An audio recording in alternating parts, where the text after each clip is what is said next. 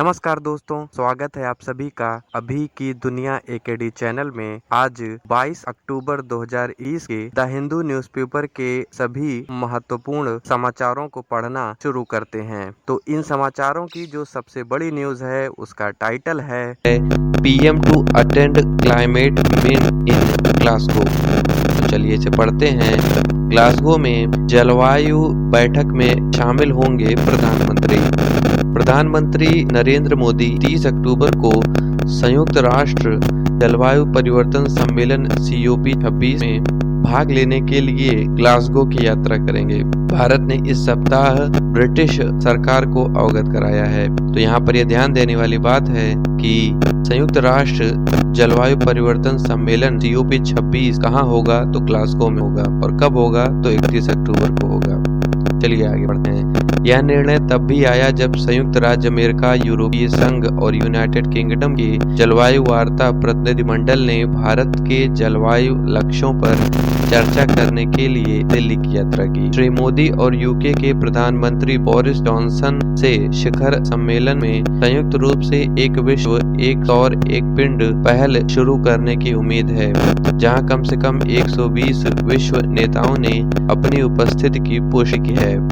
ब्रितानी विदेशी सचिव लिज ट्रस शुक्रवार को दिल्ली पहुंचेंगी और पर्यावरण मंत्री भूपेंद्र यादव से मुलाकात कर मोदी के कार्यक्रम के विवरण को अंतिम रूप देंगे। इस बीच जलवायु, वित्त पोषण और स्वच्छ ऊर्जा साझेदारी पर भारत के साथ समन्वय करने के लिए अमेरिका के विशेष दूत जॉन केरी द्वारा नियुक्त एक सेवानिवृत्त राजनयिक रॉबर्ट ब्लेक के नेतृत्व में एक वरिष्ठ अमेरिकी प्रतिनिधिमंडल भी पर्यावरण मंत्रालय के साथ बातचीत के लिए दिल्ली में है।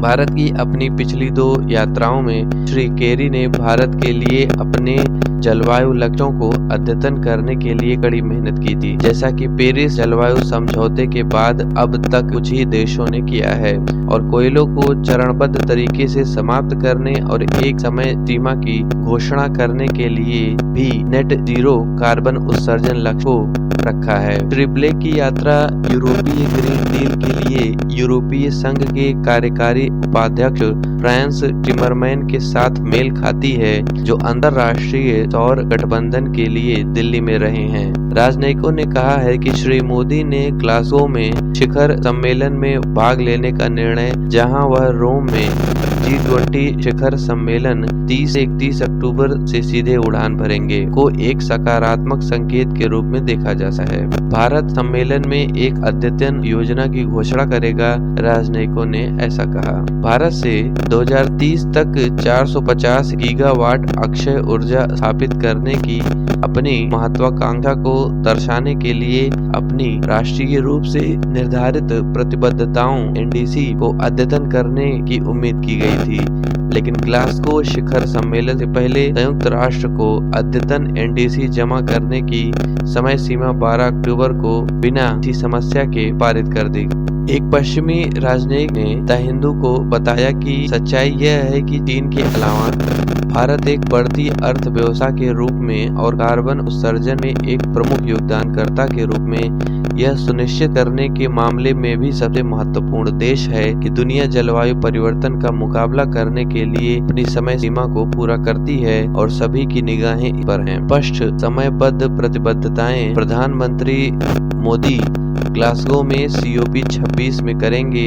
तो इसी के साथ ये न्यूज समाप्त हो जाते हैं।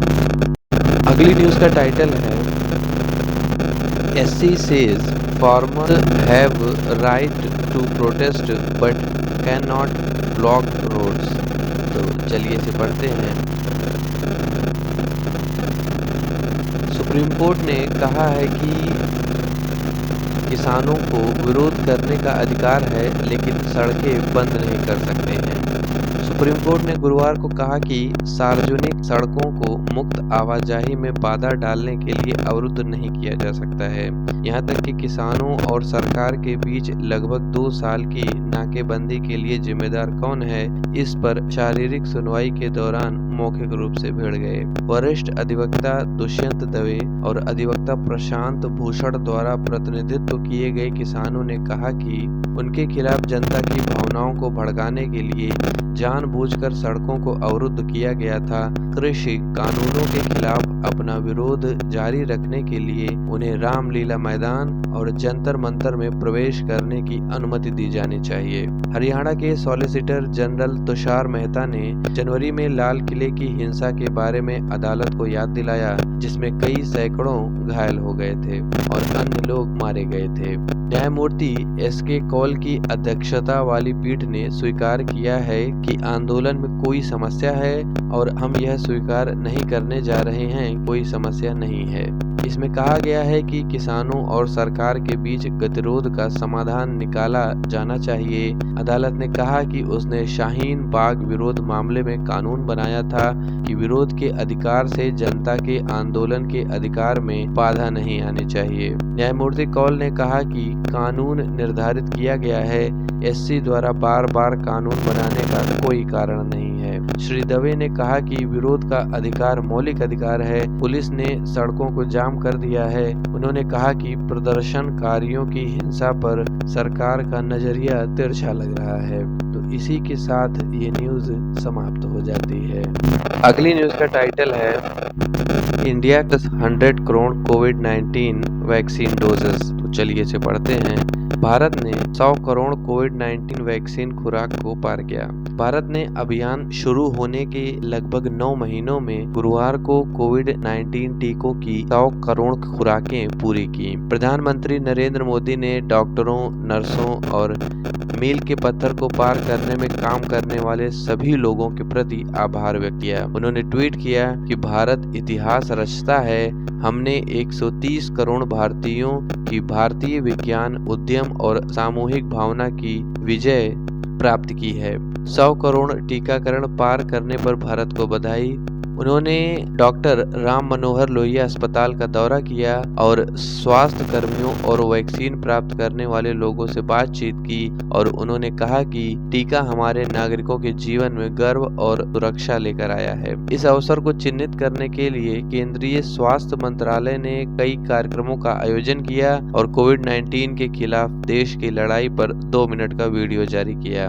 उपलब्धि की सराहना करते हुए यूनिसेफ इंडिया के प्रतिनिधि यास्मीन अली हक ने कहा कि जैसा कि भारतीय परिवार हाल ही में विनाशकारी कोविड-19 लहर से उबर चुके हैं, कई लोगों के लिए इस मील के पत्थर का मतलब आशा है। WHO दक्षिण पूर्व एशिया के क्षेत्रीय निदेशक पूनम खेत्रपाल सिंह ने भी इसे असाधारण उपलब्धि करार दिया। तो इसी के साथ ये न्यूज समाप्त हो जाती है। अगली न्यूज का UK India joint military exercise is to keep peace and stability. तो चलिए इसे पढ़ते हैं। ब्रिटेन भारत का संयुक्त सैन्य अभ्यास शांति और स्थिरता बनाए रखने के लिए है। जैसा कि यूनाइटेड किंगडम का करियर स्ट्राइक ग्रुप CSG सबसे बड़े संयुक्त अभ्यासों में से एक के लिए तैयार हो जाता है, कोंकण शक्ति भारत के लिए सशस्त्र बलों के साथ इसके विमान वाहक पोत HMS क्वीन एलिजाबेथ के पास एक अतिरिक्त कार्य है। इसका उद्देश्य सैन्य के साथ साथ सांस्कृतिक संबंधों को मजबूत करना है। भारत यह प्रदर्शित करने के इरादे से कि दुनिया के समान विचार वाले लोकतंत्र शांति और स्थिरता बनाए रखने के लिए मिलकर काम करना चाहते हैं। इस रिपोर्ट के बीच चीन द्वारा संयुक्त अभ्यास की सराहना नहीं की जा सकती है, जो इसे अपनी ताकत के जवाब के रूप में देख सकता है। CSG के शीर्ष अधिकारी ने कहा कि शांतिपूर्ण बातचीत ही एकमात्र जवाब है, लेकिन समान विचारधारा वाले देशों को व्यापार के मुक्त प्रवाह की रक्षा के लिए एक साथ खड़ा होना चाहिए। CSG कमांडर कमोडेर स्टीव मूरहाउस OBI ने HMS क्वीन एलिजाबेथ पर संवाददाताओं से कहा कि लेकिन जो वास्तव में महत्वपूर्ण है वह राष्ट्र है। मेरा मतलब है कि भारत, यूनाइटेड किंगडम और जापान और कई अन्य उस क्षेत्र में समुद्री व्यापारिक राष्ट्र हैं, सैकड़ों वर्षों से हैं। हम बिना भार के व्यापार के मुक्त प्रवाह पर भरोसा करते हैं और यह हमारे लिए बेहद महत्वपूर्ण है। और मुझे लगता है कि अगर कोई इसे रोकने की कोशिश करता है, समान विचारधारा वाले राष्ट्र एक साथ आना चाहेंगे और इसके खिलाफ खड़े होंगे। उन्होंने कहा कि इन अभ्यासों के बारे में बहुत कुछ था। वे प्रदर्शित करते हैं कि दुनिया के बारे में समान विचार रखने वाले लोकतंत्र शांति और स्थिरता बनाए रखने के लिए मिलकर काम करना चाहते हैं। या दक्षिण चीन सागर या पश्चिमी हिंद महासागर या अदन की खाड़ी या उत्तरी सागर में हो सकता है। मुंबई तट से 50 मील की दूरी पर स्थित यह दुनिया का पहला विमान वाहक पोत है, जिसे शुरू से ही 5वीं पीढ़ी के लड़ाकू विमानों को संचालित करने के लिए डिजाइन किया गया है, जो आने वाले दिनों में उद्योग, व्यापार, विज्ञान और प्रौद्योगिकी के सदस्यों की मेजबानी करेगा, जिसमें एक शेफ भी शामिल होगा।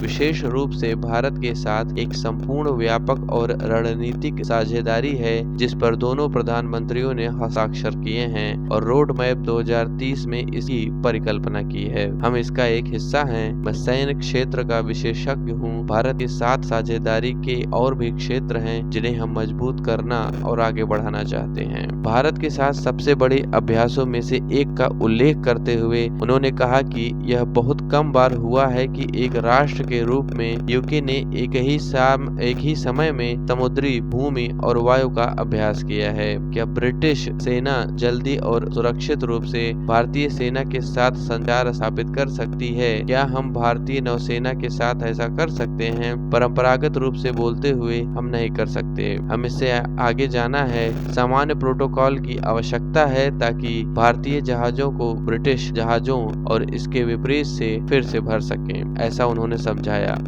तो इसी के साथ ये न्यूज समाप्त हो जाती है। अगली न्यूज का टाइटल है gene editing guidelines facing delay. तो चलिए इसे पढ़ते हैं।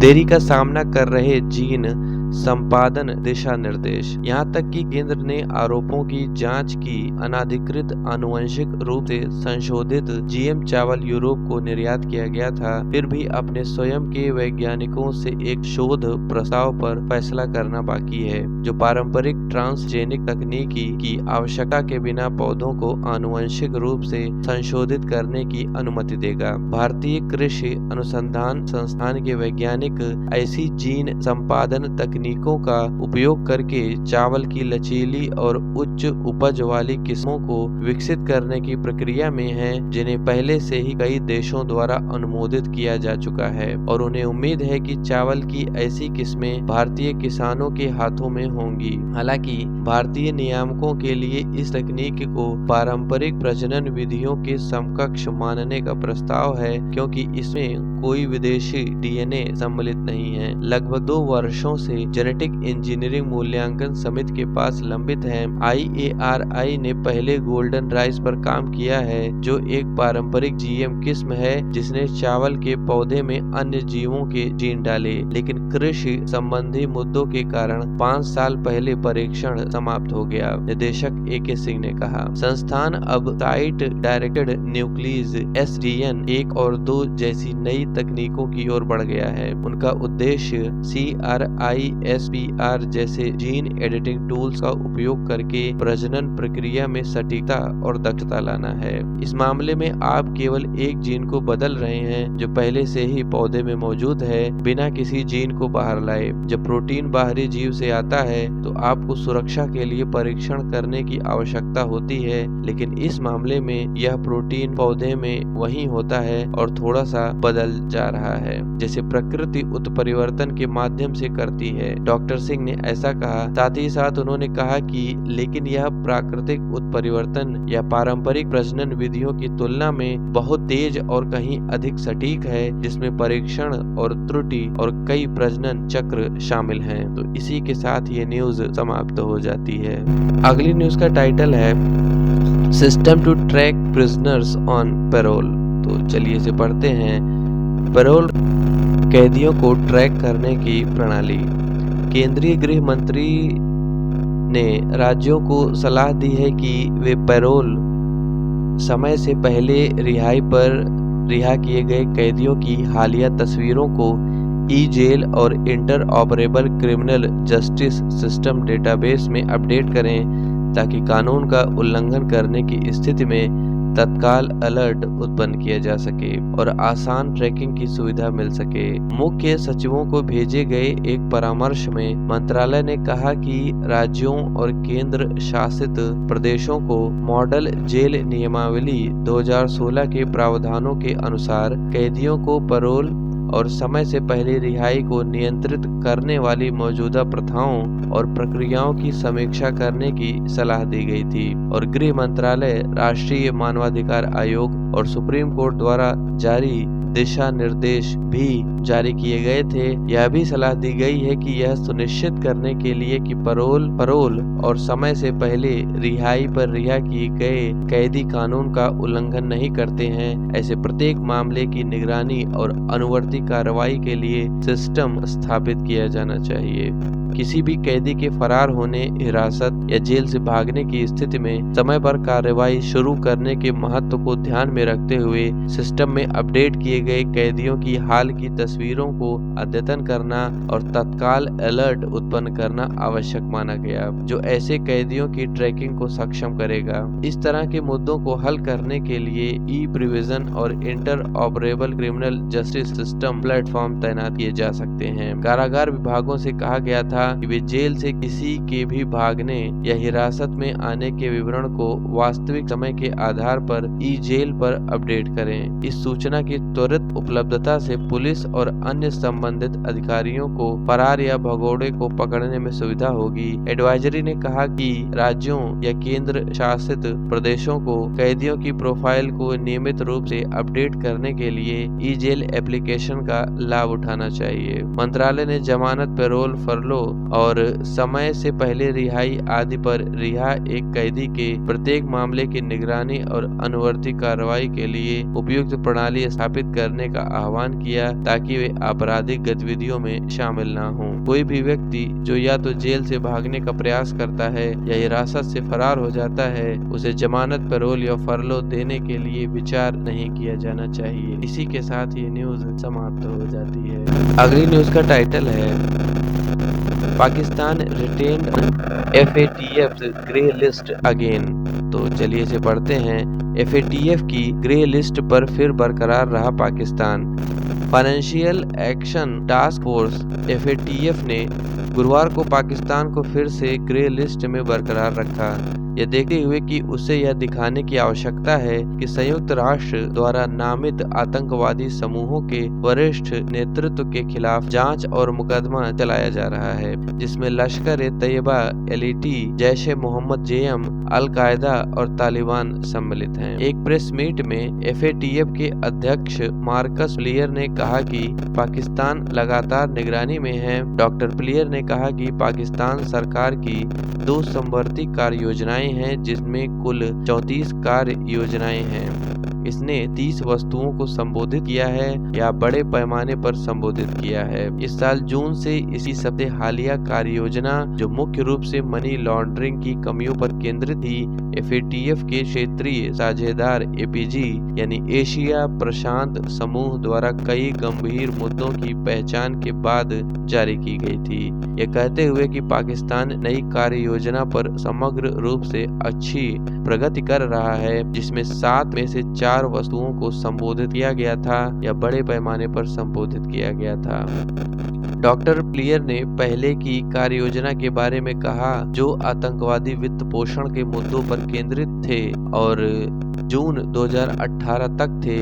पाकिस्तान को अभी भी 27 में से 26 वस्तुओं को बड़े पैमाने पर संबोधित करने के लिए मूल्यांकन किया गया था। FATF ने पूर्ण सत्र के समापन के बाद जॉर्डन, माली और तुर्की की ग्रे लिस्टिंग की भी घोषणा की। जून में पिछली पूर्ण बैठक में FATF ने सुरक्षा परिषद द्वारा नामित आतंकी समूहों के शीर्ष गुर्गों पर मुकदमा चलाने में अपनी विफलता के कारण पाकिस्तान को बढ़ी हुई निगरानी के तहत क्षेत्राधिकार की सूची में रखा था।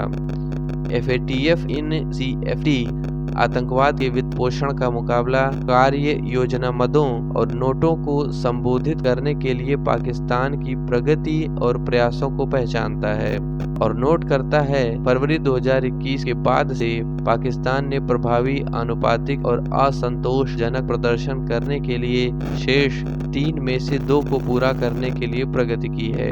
TF यानी कि आतंक वित्त पोषण दोषियों के लिए प्रतिबंध लगाए गए हैं और यह कि पाकिस्तान के लक्षित वित्तीय प्रतिबंध शासन का इस्तेमाल आतंकवादी संपत्तियों को लक्षित करने के लिए प्रभावी ढंग से किया जा रहा था।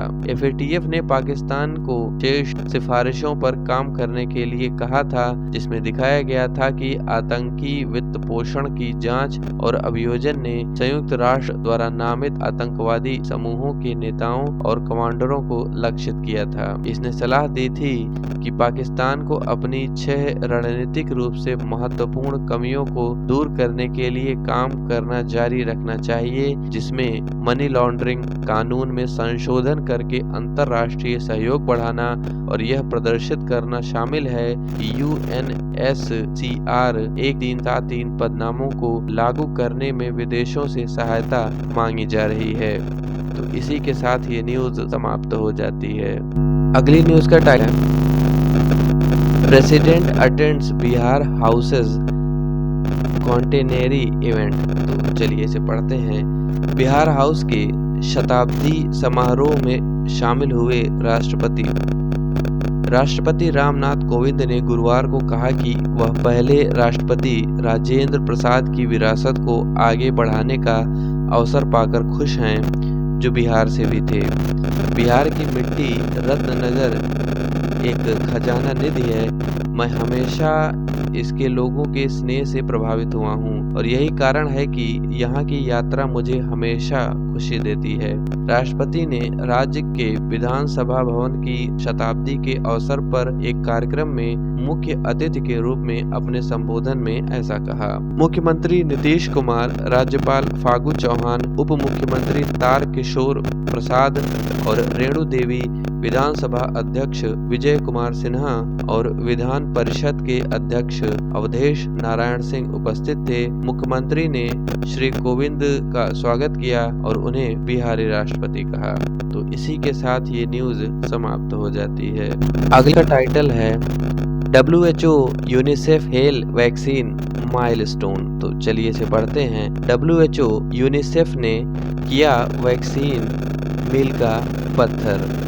जैसा कि भारत ने गुरुवार को कोविड-19 टीकों की 100 करोड़ खुराक देने का एक मील का पत्थर मारा, WHO दक्षिण पूर्व एशिया के क्षेत्रीय निदेशक पूनम खेत्रपाल सिंह ने इसे एक असाधारण उपलब्धि करार दिया। उन्होंने कहा कि एक मजबूत राजनीतिक नेतृत्व, अंतर क्षेत्रीय अभिसरण, संपूर्ण स्वास्थ्य और फ्रंट लाइन कार्यबल और स्वयं के लोगों के समर्पित प्रयासों के बिना यह कम समय में संभव नहीं होता। उन्होंने कहा कि भारत की प्रगति को देश के सराहनीय प्रतिबद्धता और यह सुनिश्चित करने के प्रयासों के संदर्भ में देखा जाना चाहिए कि ये जीवन रक्षक टीके वैश्विक स्तर पर उपलब्ध हैं। यूनिसेफ इंडिया के प्रतिनिधि यास्मीन अली हक ने हाल के महीनों में टीकाकरण में तेजी लाने के लिए भारत द्वारा किए गए कदमों का स्वागत किया। उन्होंने कहा कि भारत जैसे विशाल और विविधता वाले देश में 1 साल से भी कम समय में 1 बिलियन खुराक देने की तार्किक जटिलता को देखते हुए यह एक जबरदस्त उपलब्धि है। जैसा कि भारतीय परिवार हाल ही में विनाशकारी कोविड-19 लहर से उबर चुके हैं, कई लोगों के लिए इस मील के पत्थर का मतलब आशा है। यूनिसेफ ने walk in cooler, freezer, ice lined refrigerator और डीप फ्रीजर सहित 4195 से अधिक इलेक्ट्रिकल कोल्ड चेन उपकरणों की खरीद और आपूर्ति करके इन प्रयासों का समर्थन किया है। हमने 4,20,000 से अधिक कोल्ड चेन बॉक्स और वैक्सीन कैरियर की आपूर्ति की है। जोखिम संचार और सामुदायिक जुड़ाव प्रक्रिया के हिस्से के रूप में यूनिसेफ कोविड-19 को रोकने और भारत के वैक्सीन अभियान को गति देने के लिए व्यवहार को बढ़ावा देने के लिए राष्ट्रीय संचार अभियानों के माध्यम से स्वास्थ्य और परिवार कल्याण मंत्रालय को सक्रिय रूप से समर्थन देना जारी रखा है। बयान में कहा गया है कि यूनिसेफ इंडिया भारत सरकार सरकार की जरूरतों के अनुसार लाखों सिरिंज और अन्य उपकरण खरीदने की प्रक्रिया में है। भारत बायोटेक के अध्यक्ष और प्रबंध निदेशक कृष्णा एला ने कहा कि केवल 9 महीनों में टीकाकरण के 1 अरब अंक तक पहुंचना राष्ट्र के लिए एक उल्लेखनीय उपलब्धि है। तो इसी के साथ ये न्यूज समाप्त हो जाती है। अगली न्यूज का टाइटल है international flights not to resume fully. तो चलिए इसे पढ़ते हैं। अंतर्राष्ट्रीय उड़ानें पूरी तरह से फिर से शुरू नहीं होंगी। नागरिक उड्डयन मंत्रालय के अनुसार सरकार निकट भविष्य में अंतर्राष्ट्रीय उड़ानों को पूरी तरह से फिर से शुरू करने की अनुमति देने की संभावना नहीं है, क्योंकि उसका मानना है कि विदेश यात्रा की मांग अभी भी धीमी है। बुलबुला व्यवस्था के तहत उपलब्ध वर्तमान आवृत्तियां मांग को पूरा करने के लिए पर्याप्त हैं। अंतर्राष्ट्रीय मार्गों की ज्यादा मांग नहीं है, क्योंकि वीजा व्यवस्था बहुत ही प्रतिबंधात्मक है। अमेरिका और कनाडा जैसे कुछ क्षेत्रों में एयरलाइंस के पास दिसंबर 2021 के मध्य के लिए 30 से 40% लोड फैक्टर यानी कि सीट अधिभोग हैं। हम निश्चित रूप से पूर्व कोविड-19 स्तरों के करीब मांग के बाद खोलने पर विचार कर सकते हैं, राजीव बंसल नागरिक उड्डयन मंत्रालय के सचिव ने बताया। यह टिप्पणी ऐसे समय में आई है जब पर्यटन और यात्रा उद्योग में यह व्यापक रूप से माना जाता है कि सरकार 15 अक्टूबर से चार्टर्ड विमानों और 15 नवंबर से गैर चार्टर्ड विमानों पर आने वालों के लिए मुफ्त पर्यटक वीजा की घोषणा के बाद अंतर्राष्ट्रीय उड़ानों को पूरी तरह से फिर से खोल सकती है। श्री बंसल इसके अध्यक्ष और प्रबंध निदेशक के रूप में एयर इंडिया की प्रभारी भी हैं। एयर इंडिया के निजीकरण पर अपनी पहली टिप्पणी में उन्होंने कहा कि एयर इंडिया के विनिवेश से पेशेवर तरीके से एयरलाइन का और विकास होगा, क्योंकि यह इन फ्लाइट कैटरिंग सीटें, ऑन बोर्ड वाई जैसी सेवाओं के उन्नयन की अनुमति देगा। विमान के रखरखाव पर निवेश बेहतर उपयोग सुनिश्चित करेगा, जिसके परिणाम स्वरूप शीर्ष गंतव्यों के लिए अधिक उड़ानें होंगी। तो इसी के साथ ये न्यूज समाप्त हो जाती है। अगली न्यूज का टाइटल है DA hike for union government employees. तो चलिए इसे पढ़ते हैं। केंद्र सरकार के कर्मचारियों के डीए में बढ़ोतरी। केंद्रीय मंत्रिमंडल ने गुरुवार को केंद्र सरकार के कर्मचारियों को दिया जाने वाला महंगाई भत्ता डीए और पेंशन भोगियों को महंगाई राहत डीआर को मूल वेतन या पेंशन के 28% से बढ़ाकर 31% करने को मंजूरी दे दी। तो यहाँ पर यह ध्यान देने वाली बात है कि केंद्र सरकार के कर्मचारियों को डीए यानी कि डे अलाउंस मिलता है, महंगाई भत्ता, और वेतन भोगियों को डीआर यानी कि डे रिलैक्सेशन महंगाई राहत प्राप्त होती है।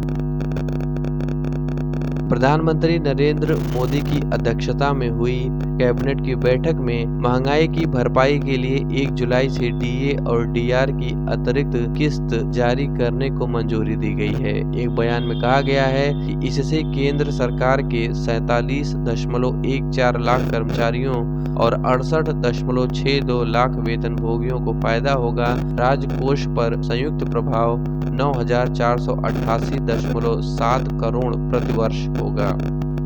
तो इसी के साथ ये न्यूज समाप्त हो जाती है। आगे से पहले मैं ये कहना चाहूँगा कि अगर अभी तक आपने इस चैनल को सब्सक्राइब नहीं किया है तो अभी के अभी सब्सक्राइब कर लें, और साथ ही साथ हमारे टेलीग्राम चैनल को ज्वाइन करने का लिंक नीचे कमेंट और डिस्क्रिप्शन दोनों ही सेक्शंस में दिया गया है, तो आप वहां पे जा करके हमारे टेलीग्राम चैनल को ज्वाइन कर सकते हैं। तो चलिए बढ़ते हैं अगले न्यूज की ओर। अगले न्यूज का टाइटल है Trump to launch social media platform. तो चलिए इसे पढ़ते हैं। सोशल मीडिया प्लेटफॉर्म लॉन्च करेंगे ट्रम्प। यूएस कैपिटल पर 6 जनवरी के हमले के बाद से सोशल मीडिया प्लेटफॉर्म फेसबुक और ट्विटर से प्रतिबंधित पूर्व अमेरिकी राष्ट्रपति डोनाल्ड ट्रंप ने घोषणा की है कि वह बिग टेक के अत्याचार के लिए खड़े होने के लिए एक social media company truth social launch कर रहे हैं। Trump media and technologies group TMTG द्वारा ईमेल के माध्यम से जारी एक बयान में श्री ट्रंप ने कहा कि हम एक ऐसी दुनिया में रहते हैं जहां तालिबान की ट्विटर पर बड़ी उपस्थिति है, फिर भी आपके पसंदीदा अमेरिकी राष्ट्रपति को चुप करा दिया गया है। ईमेल में कहा गया है कि TMTG और डिजिटल वर्ल्ड एक्विजिशन ग्रुप के विलय के माध्यम से प्लेटफॉर्म को संभव बनाया जाएगा। TMTG अंततः सार्वजनिक रूप से सूचीबद्ध कंपनी बन जाएगी। ऐप के अगले साल की पहली तिमाही में पूरे अमेरिका में रोल आउट होने की उम्मीद है। इसका बीटा संस्करण अगले महीने लॉन्च किया जाएगा। श्री ट्रंप ने कहा कि मैं बहुत जल्दी ट्रुथ सोशल पर अपना पहला ट्रुथ भेजने के लिए उत्साहित हूँ। TMTG की स्थापना सभी को आवाज देने के मिशन के साथ ही गई थी। मैं जल्द ही ट्रुथ सोशल पर अपने विचार साझा करना शुरू करने और बिग टेक के खिलाफ लड़ने के लिए उत्साहित हूँ। हर कोई मुझसे पूछता है कि कोई बिग टेक के सामने खड़ा क्यों नहीं होता है। खैर, हम जल्द होंगे। संभवतः एक ट्रुथ ट्विटर पर एक संदेश या एक ट्वीट के बराबर है। TMTG ने यह भी घोषणा की वह नॉन वोक प्रोग्रामिंग की श्रेष्ठता वाले मांग कार्यक्रम पर एक सदस्यता वीडियो लॉन्च कर रहा है। राष्ट्रपति के रूप में श्री ट्रंप के पास दिन भर ट्वीट करने के लिए एक प्रवृत्ति, हालांकि उनके ट्वीट सामान्य रूप से सुबह के घंटों में केंद्रित थे। के कुछ संदेशों ने अक्सर विदेश नीति में बदलाव का संकेत दिया, अन्य ने उनके राष्ट्रपति पद और अभियान के लिए विपणन संदेशों के रूप में कार्य किया। पूर्व राष्ट्रपति ट्विटर पर अपने राजनीतिक प्रतिद्वंदियों के नाम करने के लिए जाने जाते थे। सोशल मीडिया साइटों से निकाले जाने के बाद से श्री ट्रंप ने विभिन्न तरीकों से अपनी आवाज ऑनलाइन बहाल करने की मांग है। इस साल जुलाई में उन्होंने ट्विटर, फेसबुक और गूगल पर यह कहते हुए मुकदमा दायर किया कि वह सेंसरशिप का शिकार हैं। इसी के साथ ये न्यूज समाप्त हो जाते हैं। अगली न्यूज का टाइटल है UNNV fund for people's economy in Afghanistan. तो चलिए इसे पढ़ते हैं। संयुक्त राष्ट्र ने अफगानिस्तान में लोगों की अर्थव्यवस्था के लिए कोष का अनावरण किया। संयुक्त राष्ट्र ने गुरुवार को कहा कि उसने पिछले अगस्त में तालिबान के अधिग्रहण के बाद से जमे हुए दाता धन में टैपिंग सिस्टम के माध्यम से सीधे अफगानों को तत्काल आवश्यक नकदी प्रदान करने के लिए एक विशेष ट्रस्ट फंड की स्थापना की थी। स्थानीय अर्थव्यवस्था के फटने के साथ उद्देश्य अफगान परिवारों में तरलता को इंजेक्ट करना है ताकि वे इस सर्दी में जीवित रह सकें और उथल पुथल के बावजूद अपनी मातृभूमि में रह सकें।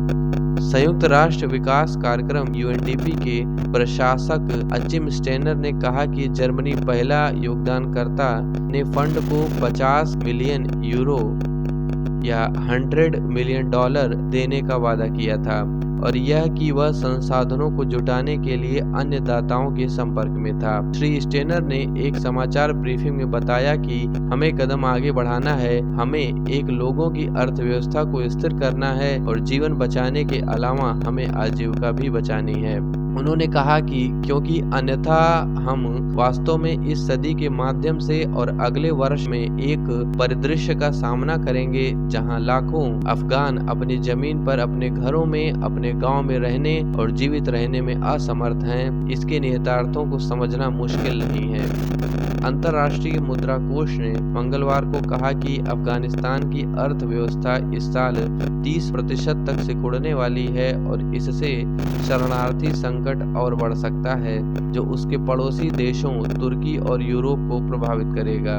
इस्लामवादियों के अधिग्रहण में केंद्रीय बैंक की अरबों की संपत्ति जमा हुई थी और अंतर्राष्ट्रीय वित्तीय संस्थानों ने धन तक पहुंच को निलंबित कर दिया था। हालांकि मानवीय सहायता जारी रही है, बैंकों के पास पैसे खत्म हो रहे हैं, नौकरशाहों को भुगतान नहीं किया गया है और खाने की कीमतें बढ़ गई हैं। श्री स्टेनर ने कहा कि चुनौती पहले से ही अफगानिस्तान के लिए निर्धारित दाता निधि का पुनः उपयोग करना है। उन्होंने कहा कि पिछले कुछ हफ्तों में हुई चर्चा ने इस बात पर ध्यान केंद्रित किया है कि कैसे हम इन संसाधनों को जुटाने में सक्षम होने का एक तरीका ढूंढते हैं जो अब सामने आ रहे आर्थिक प्रभाव और अंतर्राष्ट्रीय समुदाय की अफगानिस्तान के लोगों को नहीं छोड़ने की प्रतिबद्धता के मद्देनजर है। एशिया प्रशांत के लिए यूएनडीपी के क्षेत्रीय ब्यूरो के निदेशक कन्नी विघ्नराजा ने कहा कि अफगान श्रमिकों को सूखा और बाढ़ नियंत्रण कार्यक्रमों और सूक्ष्म उद्यमों को दिए गए अनुदान जैसे सार्वजनिक कार्यों के कार्यक्रमों में नकद प्रदान किया जाएगा। उन्होंने कहा कि कमजोर बुजुर्गों और विकलांगों को अस्थायी मूल आय का भुगतान किया जाएगा। उन्होंने कहा कि यूएनडीपी ने पहले 12 महीनों में लगभग $667 मिलियन की गतिविधियों को कवर किया था। तो इसी के साथ ये न्यूज समाप्त हो जाती है। अगली न्यूज का title, Pfizer biotech says covid booster shot has high efficiency. तो चलिए इसे पढ़ते हैं। फाइजर बायोटेक का कहना है कि कोविड-19 बूस्टर शॉट में उच्च प्रभावकारिता है। फाइजर इंक और जर्मन पार्टनर बायोटेक एसी द्वारा विकसित कोविड-19 वैक्सीन की बूस्टर खुराक ने वायरस के खिलाफ 95.6% तक प्रभावकारिता बहाल कर दी, जिसमें डेल्टा संस्करण भी शामिल है। गुरुवार को दिखाए गए एक बड़े अध्ययन से कंपनियों द्वारा जारी डेटा, कंपनियों ने परीक्षण में कहा कि सहकर्मी समीक्षा नहीं की गई है, जिसने 16 और उससे अधिक उम्र के 10,000 प्रतिभागियों का परीक्षण किया और पाया कि बूस्टर शॉट में एक अनुकूल सुरक्षा प्रोफाइल थी। परीक्षण के परिणाम अमेरिकी खाद्य और औषधि प्रशासन द्वारा मॉडर्न इंक और जॉनसन एंड जॉनसन से कोविड-19 टीकों की बूस्टर खुराक को अधिकृत करने के एक दिन बाद आते हैं। अमेरिकी बूस्टर के रूप में अपने मूल टीकाकरण से एक अलग शॉट चुन सकते हैं। एजेंसी ने पहले फाइजर बायोटेक के बूस्टर को पहले दौर के कम से कम 6 महीने बाद गोली मार दी थी, ताकि 65 वर्ष और उससे अधिक उम्र के लोग, गंभीर बीमारी के जोखिम वाले लोगों और उनके काम के माध्यम से वायरस के संपर्क में आने वाले लोगों के लिए सुरक्षा बढ़ाई जा सके। जेफरीज के विश्लेषक माइकल ये ने कहा कि परीक्षण के परिणाम बढ़ते डेटा को जोड़ते हैं, जो बूस्टर रोग सूचक संक्रमण से लंबे समय तक सुरक्षा प्रदान करने में मदद कर सकते हैं। श्री ये ने कहा कि केवल प्राथमिक टीकाकरण श्रृंखला के साथ संक्रमण से मजबूत सुरक्षा का सुझाव देते हुए गंभीर बीमारी के कोई भी मामले दर्ज नहीं किए गए थे। फाइजर ने एक अध्ययन का हवाला देते हुए कहा कि इसके 2 शॉट वाले टीके की प्रभावशीलता समय के साथ कम हो जाते हैं, जिसमें दूसरी खुराक के 4 महीने बाद 96% की चोटी से 84% प्रभावशीलता दिखाई देती है। दवा निर्माताओं ने गुरुवार को कहा कि अध्ययन में दूसरी खुराक और बूस्टर शॉट और प्लेसिबो के बीच का औसत समय लगभग 11 महीने था। बूस्टर समूह में कोविड-19 के केवल 5 मामले थे, जबकि समूह में 109 मामले प्राप्त हुए थे, जहां पर इन्होंने प्लेसिबो शॉट प्राप्त किया था। तो इसी के साथ ये न्यूज समाप्त हो जाती है। अगली टाइटल है, need strategic reserves of coal and gas. तो चलिए इसे पढ़ते हैं। कोयला और गैस के रणनीतिक भंडार की आवश्यकता। ऊर्जा सचिव आलोक कुमार ने गुरुवार को कहा कि केंद्र ने राज्यों से अपने जल विद्युत उत्पादन को बढ़ाने के लिए कहा है। बिजली सचिव आलोक कुमार ने गुरुवार को आयातित कोयले और गैस के रणनीतिक भंडार बनाने की आवश्यकता पर बल दिया, जैसा कि पेट्रोलियम उत्पादों के लिए किया जा रहा था। श्री कुमार ने कहा कि कम से कम 10 वर्षों में या तो सभी देश, विशेष रूप से प्रमुख अर्थव्यवस्थाएं, बेस लोड और ग्रिड बैलेंसिंग के लिए जीवाश्म ईंधन की आपूर्ति पर निर्भर होंगी। कोयले, गैस और तेल की बढ़ती वैश्विक कीमतों के कारण प्रमुख आपूर्ति व्यवधानों का जिक्र करते हुए उन्होंने कहा कि हम आयातित ईंधन के इन आपूर्ति झटकों से खुद को बचाने में सक्षम नहीं होंगे। आइए हम इन ईंधनों, गैस, तेल, आयातित कोयले का एक रणनीतिक भंडार रखने के बारे में चर्चा शुरू करें। इन व्यवधानों की लागत की तुलना में यह एक छोटी सी लागत मजबूत होगी। उन्होंने भारतीय उद्योग परिसंघ द्वारा आयोजित दक्षिण एशिया पावर समिट में ऐसा कहा। यह देखते हुए कि चीन, ब्रिटेन, यूरोप और सिंगापुर को भी आपूर्ति चुनौतियों का सामना करना पड़ा था, श्री कुमार ने कहा कि उच्च कीमतों ने ऊर्जा सुरक्षा को चुनौतीपूर्ण बना दिया है। उन्होंने बताया कि भारत में आयातित कोयले पर आधारित 17,000 मेगावाट के बिजली संयंत्र और 24,000 मेगावाट के गैस से चलने वाले संयंत्र हैं, जो कीमतों में बहुत अधिक वृद्धि होने पर वस्तुतः बेकार हो जाते हैं।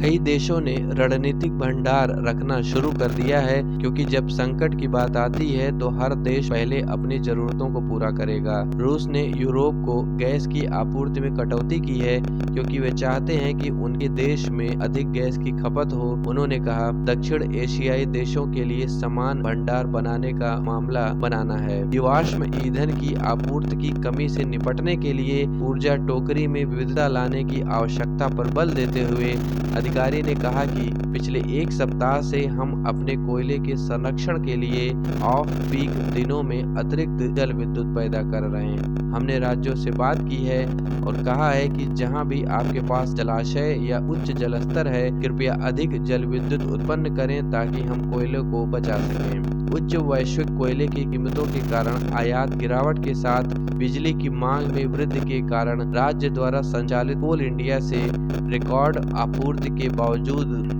प्रतिदिन 14 घंटे तक बिजली की आपूर्ति में व्यवधान और बिजली कटौती हुई है। भारत के 135 कोयले से चलने वाले बिजली संयंत्रों में से अधिकांश में 3 दिनों से भी कम समय का ईंधन भंडार है। भारत के बिजली उत्पादन में 70% से अधिक कोयले का योगदान है। दुनिया के चौथे सबसे बड़े भंडार के साथ दुनिया का सबसे बड़ा दूसरा कोयला आयातक भारत को चीन के साथ आपूर्ति के लिए प्रतिस्पर्धा करनी चाहिए। तो यहाँ पर ध्यान देने वाली बात है, दुनिया का सबसे बड़ा चौथा भंडारक है भारत कोयले के मामले में, और दुनिया का सबसे बड़ा कोयला आयातक भी है। उच्च कीमतें ऊर्जा सुरक्षा को बहुत चुनौतीपूर्ण बना देंगी यदि हमारे पास एक सुविचारित रण नहीं है, श्री कुमार ने ऐसा कहा।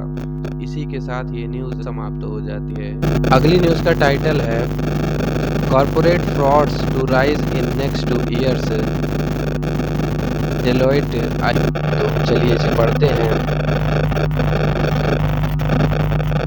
अगले 2 वर्षों में बढ़ेंगे कॉर्पोरेट फ्रॉड, डेलाइट IOD। एक सर्वेक्षण में 63% स्वतंत्र निदेशकों ID ने कहा कि कोविड-19 संबंधित दबावों के कारण अगले 2 वर्षों में कॉर्पोरेट धोखाधड़ी के मामले बढ़ेंगे। ऐसा इसलिए है क्योंकि कोविड-19 ने व्यावसायिक वातावरण को काफी बाधित कर दिया है, जिससे व्यापार मॉडल, नकदी प्रवाह की कमी और दूरस्थ कार्य वातावरण में बदलाव आया है, जिसने संगठन और व्यक्तियों को धोखाधड़ी से संबंधित कमजोरियों में वृद्धि की है। डेलॉयट टॉच तोहमात्सु इंडिया LLP द्वारा सर्वेक्षण DTTI LLP निदेशकों के संस्थान IOD के सहयोग से ने खुलासा किया। निष्कर्षों के अनुसार साइबर अपराध 23.90%, गलत व्यावसायिक मूल्यांकन सहित वित्तीय विवरण धोखाधड़ी 20.96% और संवेदनशील जानकारी का रिसाव 12.87% निकट भविष्य में अनुभव की जाने वाली सबसे अधिक संभावित धोखाधड़ी योजनाएं हैं। निखिल बेदी पार्टनर और leader forensic financial advisory DTTI LLP ने कहा कि हमारे सर्वेक्षण के नतीजे सामने आए हैं कि स्वतंत्र निदेशक एक बोर्ड का हिस्सा बनने के लिए तैयार हैं जिसने पहले धोखाधड़ी का अनुभव किया है। तो इसी के साथ ये न्यूज़ समाप्त हो जाती है। अगली न्यूज़ का टाइटल है coal scarcity still a loop risk says CRISIL. तो चलिए इसे पढ़ते हैं। क्रिसिल कहता है कि कोयले की कमी अभी भी एक बड़ा जोखिम है। रेटिंग एजेंसी क्रिसिल ने एक रिपोर्ट में कहा है कि गैर विद्युत क्षेत्रों को कोयले की आपूर्ति को विनियमित करने के केंद्र के कदमों ने एक बड़े बिजली संकट के तत्काल खतरे से निपटने में मदद की है, लेकिन कोयले की कमी कॉरपोरेट, भारत और घरेलू उपभोक्ताओं के लिए एक बड़ा जोखिम है। उन्होंने कहा कि यहां से बिजली की मांग बढ़ने पर खतरा अभी भी बना हुआ है। कोयले के स्टॉक के जल्द ही 15 से 18 दिनों के स्तर तक सुधरने की संभावना नहीं है। इसके अलावा मार्च मई में रेक की उपलब्धता और बिजली की मांग में एक पिकअप यहां से प्रमुख निगरानी होगी। इस बात पर जोर देते हुए कि फरवरी 2022 तक कोयले की सूची में एक बिल्ड अप आने वाली गर्मियों में आउटेज को रोकने के लिए महत्वपूर्ण है। क्रिसिल ने उल्लेख किया कि वित्त वर्ष 2022 की पहली छमाही में महाराष्ट्र, तमिलनाडु और गुजरात जैसे औद्योगिक राज्यों में बिजली की मांग लगभग 20% बढ़ गई थी। यहां तक कि कोयला आधारित बिजली पर निर्भरता भी बढ़ी है। रेटिंग एजेंसी ने कहा कि बिहार में कोयले का स्टॉक सबसे महत्वपूर्ण स्तर पर है। इसके बाद कर्नाटक, महाराष्ट्र और राजस्थान है। कोयला आधारित बिजली उत्पादन में 19.1% की वृद्धि हुई, जबकि